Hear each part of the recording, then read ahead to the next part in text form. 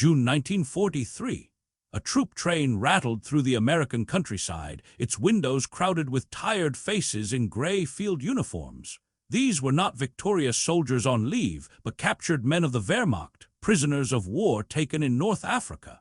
They had survived Rommel's desert campaigns only to be sent halfway across the world, uncertain of their fate. Whispers traveled along the train cars. What would the Americans do with them? In Germany, stories painted America as a land of brutality and chaos. The expectation was hunger, cruelty, and humiliation. For many, stepping onto U.S. soil felt like stepping into the unknown. When the train halted at a siding near a sprawling military hospital, a hush fell over the prisoners. Some men were carried on stretchers, gaunt and feverish, wounds still festering from the desert fighting. Others hobbled on makeshift crutches, their uniforms stiff with dried blood. In German military culture, prisoners wounded in action were considered liabilities, to be hidden away, patched up only if resources allowed. Here, however, the Americans did something entirely different. Medical corpsmen rushed forward, not with contempt, but with urgency, lifting stretchers, checking pulses, speaking in calm, practiced tones. To the bewildered Germans, it was the first impossible sight. Inside the hospital, the contradictions grew sharper. White-coated nurses, some barely older than the prisoners themselves, recorded names, injuries, and dietary needs. Surgeons prepared operating theaters as though their patients were not enemies but comrades. One soldier, a 19-year-old private with shrapnel lodged deep in his abdomen, was wheeled past his stunned companions.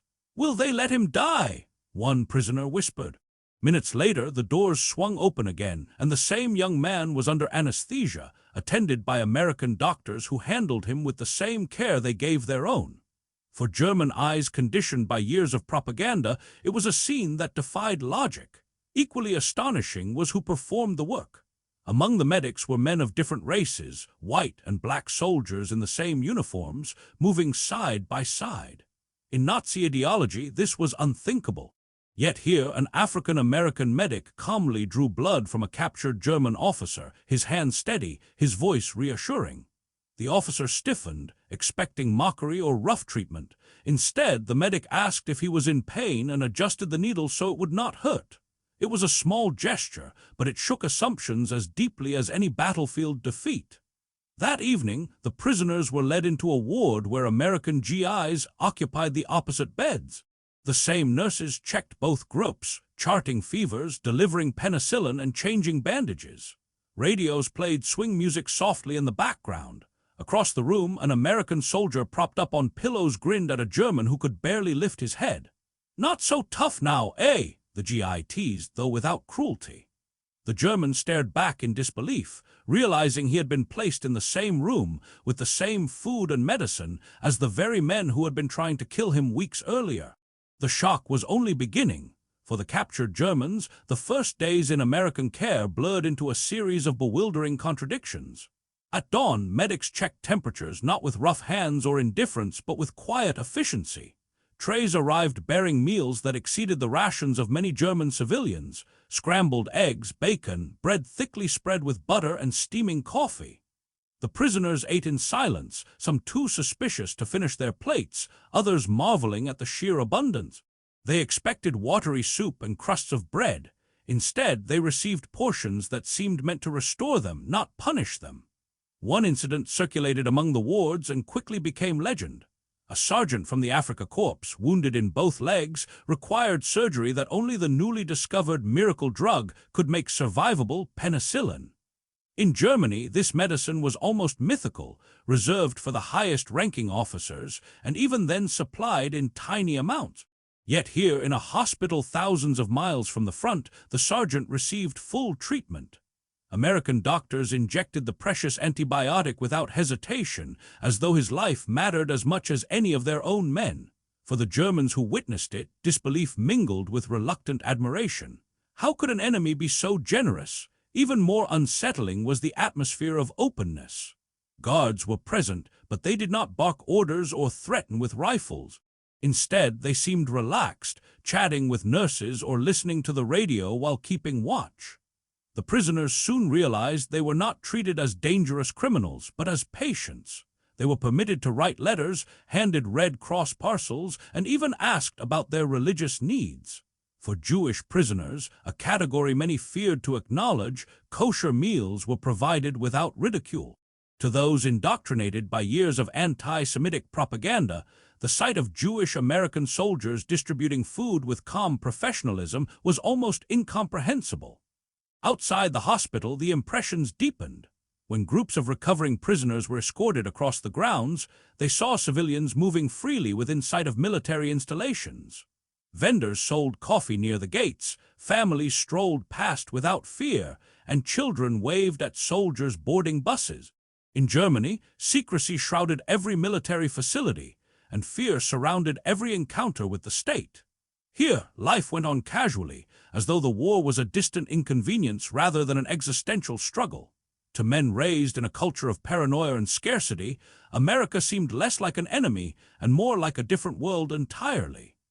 One POW later recalled in his memoir that the most disturbing thing was not the weapons or the industrial might he glimpsed.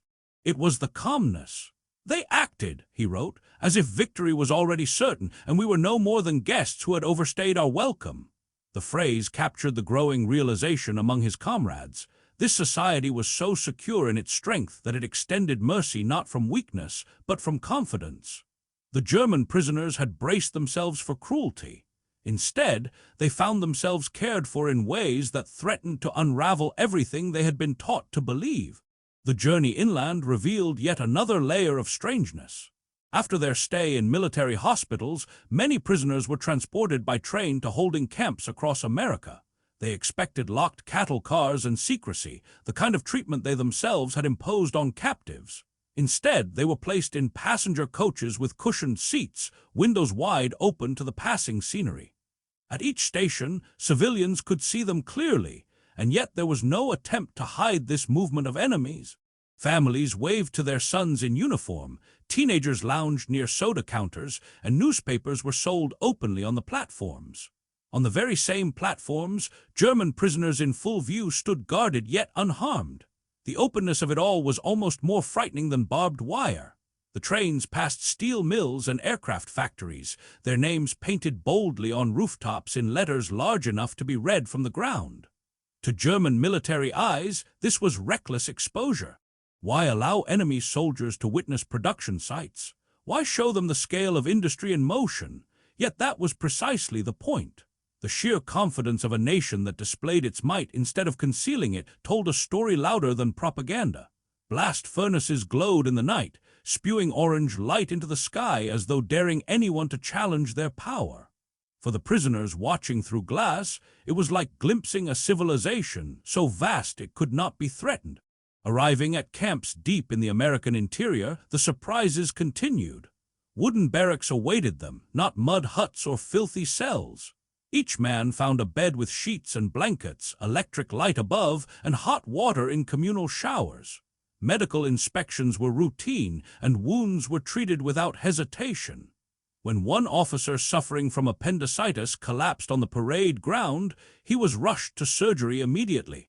The operation was successful, and within weeks he returned to his barracks, astonished that his enemy had saved his life with resources Germany barely possessed for its own. The structure of the camps unsettled them as much as the comforts. Instead of rigid orders from above, the prisoners were told they would elect spokesmen to represent them. They could organize activities, manage schedules, and even publish newspapers. To men drilled in authoritarian obedience, such liberties seemed either a trick or a sign of madness. Yet day by day, they realized it was genuine. They were being trusted to govern themselves within boundaries, as though America sought not only to hold them but to teach them. At night, the camp canteens buzzed with quiet astonishment. Cigarettes, chocolate, even art supplies were available for purchase with script earned from labor. Many prisoners sat stunned at tables, sketching or writing letters, trying to reconcile what they saw with what they had been taught. An America of cruelty and chaos had been promised. What they found was something far more dangerous to their worldview, an enemy who fought fiercely in battle, yet extended unexpected dignity in captivity. By late summer of 1943, Many of the German prisoners had been assigned to labor programs across the American South and Midwest. The War Manpower Commission authorized their work in agriculture and industry, a necessity during wartime shortages. To their astonishment, these assignments were not backbreaking punishments but practical partnerships. On Texas ranches, they worked alongside Mexican-American vaqueros and black farmhands, herding cattle across lands so vast they dwarfed entire German provinces. The scale of American agriculture left them speechless. Where they had once relied on horses and hand tools, here they watched as machines devoured fields and small airplanes circled overhead to scout herds. The rhythm of work shocked them further. Breaks were frequent, meals plentiful, and supervisors treated them less like enemies than temporary employees. One POW recalled how a foreman offered him a cigarette after a long morning in the cotton fields, joking in broken German, "Even the enemy needs a smoke." Laughter spread among the workers, and for a moment the barriers of nationality seemed to dissolve. To men steeped in rigid hierarchy, the casual camaraderie of Americans was unnerving. It revealed a different kind of power, one rooted not in fear but in confidence. Perhaps the greatest shock came when prisoners encountered open criticism of authority. Farmers grumbled loudly about government quotas, workers joked about Roosevelt, and newspapers published cartoons lampooning politicians. In Germany, such defiance would have been unthinkable, punishable by imprisonment or death. Here it was part of everyday life. One prisoner, stunned after overhearing a farmer curse at a Department of Agriculture inspector, wrote in his diary, "They insult their leaders and yet nothing happens. This is madness, and yet perhaps strength." Religion, too, played a disorienting role. Local churches invited prisoners to attend Sunday services, seating them among congregations whose sons were fighting overseas. In one small Texas town, a choir learned German carols to perform on Christmas Eve, their voices carrying across a camp lit by a towering tree strung with electric lights. Guards recorded that some hardened officers wept openly, unable to comprehend why their enemies' mothers would sing to them in their own tongue. For those prisoners, the holiday celebration struck deeper than any lecture on democracy could. Meanwhile, the presence of women in roles of authority unsettled them profoundly. Female nurses ran hospital wards, women managed factories, and even flew training aircraft at nearby airfields. In Nazi Germany, such images were denounced as degeneracy. In America, they were simply reality. One group of POWs, returning from work at a cotton gin, watched in disbelief as a young woman parked a truck loaded with supplies and strode confidently past them. "If our commanders saw this," a soldier muttered, "they would call it weakness, but she looks stronger than most men I know." Each day chipped away at their certainties. The brutality they expected never arrived. Instead, the enemy's compassion and casual freedom left them struggling with questions they had never dared to ask.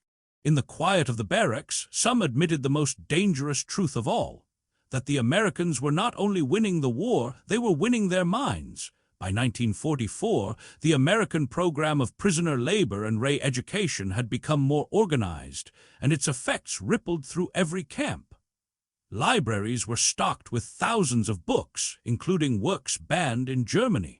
Prisoners who once sneered at decadent literature now pored over novels by Thomas Mann or Erich Maria Remarque, discovering voices their homeland had silenced. University professors traveled to the camps, giving lectures in history, mathematics, and agriculture. What began as voluntary courses soon attracted hundreds, then thousands. For many of these men, it was the first time they encountered ideas without censorship. Even the camp newspapers mirrored this transformation. Early editions brimmed with defiant slogans and veiled Nazi rhetoric. But as months passed, their tone shifted. Articles began to discuss democratic principles, labor rights, even the value of free press. American officers allowed these publications to evolve organically, confident that exposure to open dialogue would do more than lectures ever could. For the prisoners who edited and read them, the change was subtle but unmistakable. They were learning to question, to debate, to consider perspectives outside rigid ideology. Yet the most powerful lessons did not come from books or classrooms, but from the mundane. At food canneries in Texas, prisoners watched as perfectly edible vegetables were discarded because of minor blemishes. They stood stunned as workers apologized for the waste, not realizing that for men raised in scarcity, such abundance felt almost cruel. At aluminum plants, they shoveled scrap metal into bins larger than what German factories could acquire in months. At first, they assumed it was arrogance, but slowly they grasped the deeper truth. This was not wastefulness, but confidence in a system that could produce endlessly.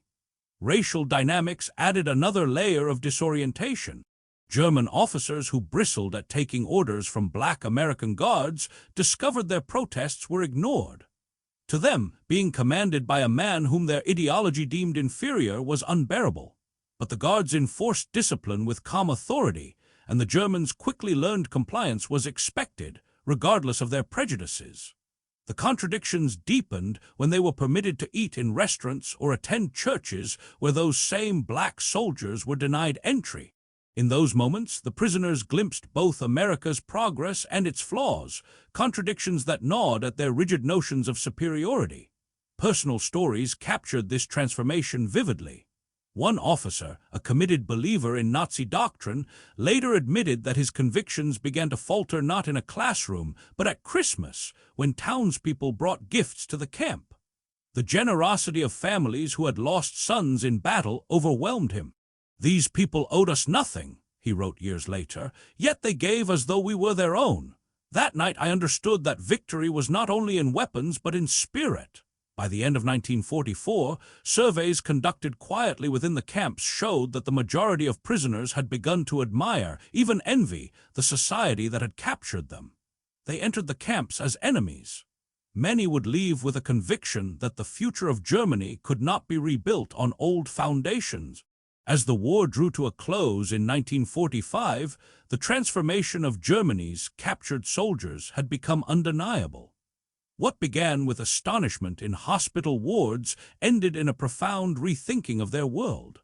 For men who had marched under banners of superiority, the greatest shock was not military defeat, but the realization that an open society had disarmed them without firing a shot. America had exposed them to freedoms they had been told were weaknesses, yet those very freedoms proved unshakable.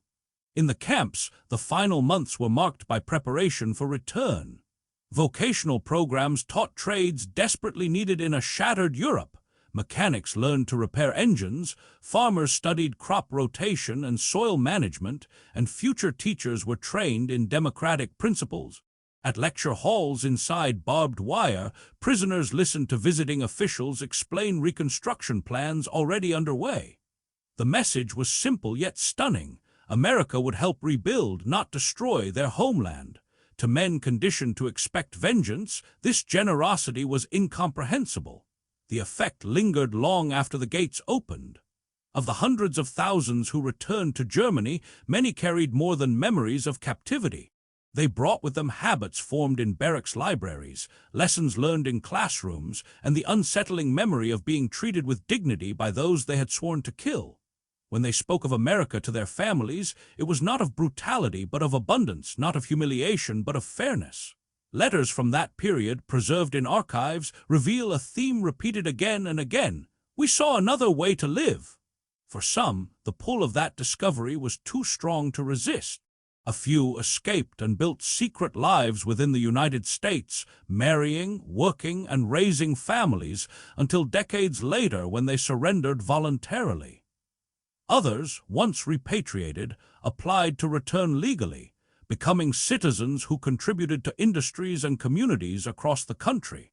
In interviews years later, they admitted that the moment their ideology cracked was not in battle, but in the presence of an American medic who bandaged a wound, or a nurse who spoke kindly in halting German, or a guard who treated them as men rather than monsters. Historians have often described these encounters as the quiet victory of the war, a triumph not measured in territory or tonnage, but in ideas. By demonstrating democracy through daily life, America achieved what propaganda alone could never secure. The POWs had expected cruelty, they found compassion, they anticipated scorn, they witnessed fairness. In those contradictions lay the seeds of change, seeds that would later sprout in the democratic soil of post-war Germany. Looking back decades later, one former prisoner put it plainly: "They won us without chains. They won us by showing us a freedom so ordinary to them, but so extraordinary to us that we could not resist it." His words captured the essence of a transformation that began with disbelief in hospital wards, when enemy medics saved lives that could have been left to fade.